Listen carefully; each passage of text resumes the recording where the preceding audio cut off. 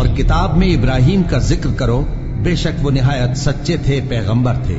جب انہوں نے اپنے باپ سے کہا کہ ابا، آپ ایسی چیزوں کو کیوں پوچھتے ہیں جو نہ سنیں اور نہ دیکھیں اور نہ آپ کے کچھ کام آ سکیں؟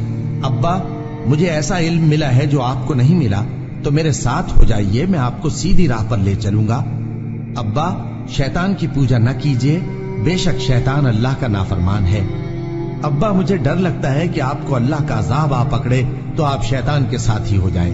اس نے کہا کہ ابراہیم، کیا تو میرے معبودوں کے خلاف ہے؟ اگر تو باز نہ آئے گا تو میں تجھے سنسار کر دوں گا اور تو ہمیشہ کے لیے مجھ سے دور ہو جا۔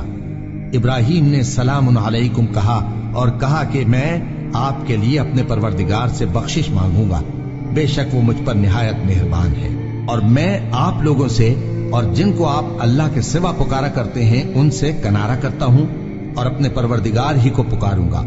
امید ہے کہ میں اپنے پروردگار کو پکار کر محروم نہیں رہوں گا۔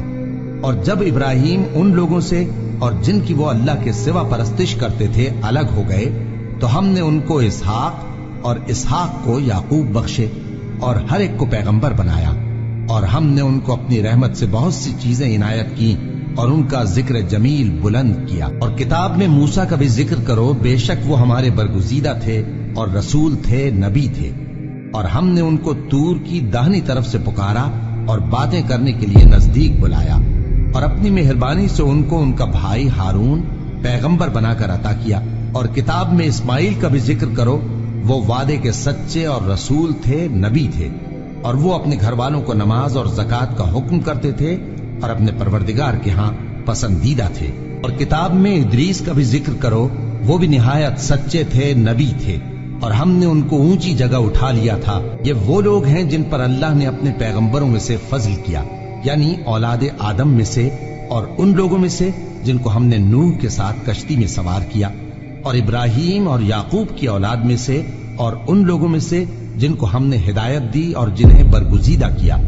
جب ان کے سامنے ہماری آیتیں پڑھی جاتی تھیں تو سجدے میں گر پڑتے اور روتے رہتے تھے۔